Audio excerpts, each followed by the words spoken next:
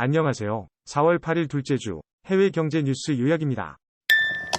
미국 경제에 대한 뉴스입니다. 경제학자 그레고리 다코는 최근 연방준비은행 패드의 일환율 조정을 이유로 아메리칸 컨슈머가 브레이크를 거는 것이 경제성장에 수년간 기여한 것보다 경제성장에 부정적인 영향을 미칠 것으로 예상되며, 뉴욕시 파르테논 EY의 최고 경제학자로 일하고 있는 그레고리 다코는 경제가 병들어 있다.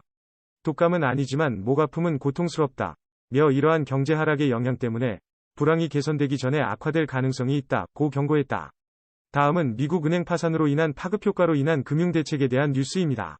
세인트루이스 연방은행 총재 제임스 블라드는 최근 미국 은행 파산으로 인한 파급 효과는 신용 조건을 악화시키고 경제가 침체될 정도로 충분하지 않을 것이라고 말했습니다.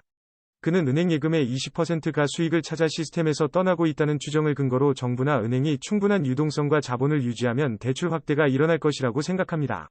IMF 총재 크리스탈리나 조지에바는 IMF 세계은행회의 다음 주에 앞서 세계 경제 성장률은 올해 3% 미만으로 확장되고, 고위험 물질이 계속되고 인플레이션이 여전히 높기 때문에 활발한 회복은 아직 힘든 상황이라고 밝혔으며, 이번 주 최신 세계 경제 전망서를 발표할 때 IMF는 성장 전망에 대한 더 많은 세부 정보를 제공할 것입니다.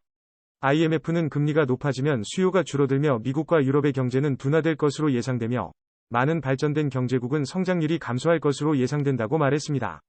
정치적 긴장과 여전히 높은 인플레이션 때문에 전 세계적 경제 성장률이 1990년 이후 가장 낮게 남을 가능성이 있습니다.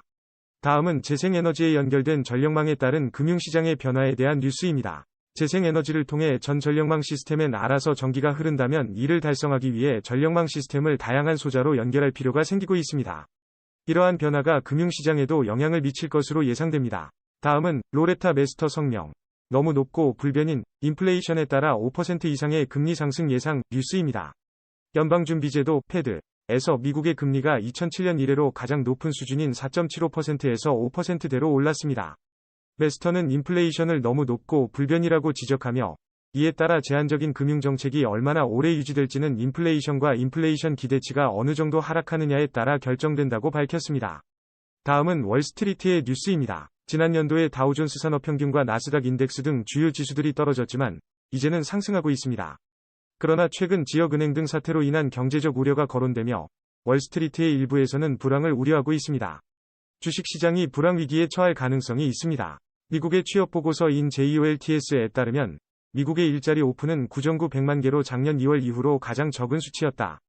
이로 인해 노동시장은 연봉과 인플레이션을 높여왔던 특정 수준에서 균형을 이루어가고 있다. 일자리를 줄이고 인플레이션을 줄이기 위해서는 경제 성장률을 줄이는 수에 대한 고려가 필요하다.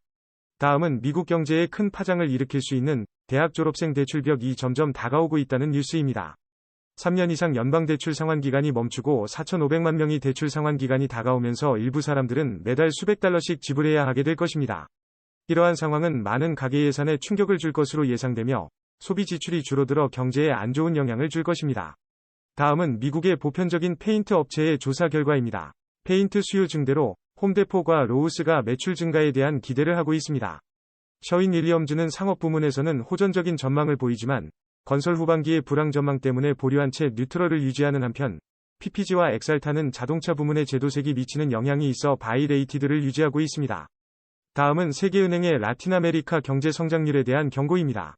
이 지역 경제는 고금리와 하락하는 원자재 가격으로 어려움을 겪고 있으며, 이에 따라 전체 지역 경제는 1.4%로 성장할 것으로 예상됩니다. 이번 보고서는 라틴 아메리카 중국 이후의 성장률이 가장 낮게 될 것임을 강조했습니다. 그럼 이번 주 요약을 마칩니다. 감사합니다.